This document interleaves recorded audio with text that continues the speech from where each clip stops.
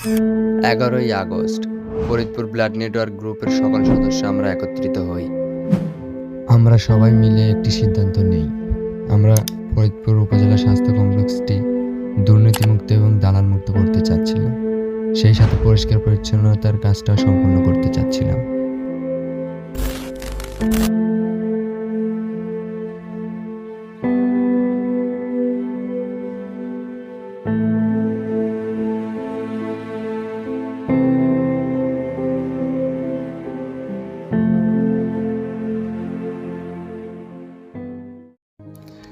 বারোই আগস্ট আমাদের পাশে অনেক ব্যক্তিরাই পাশে ছিলেন।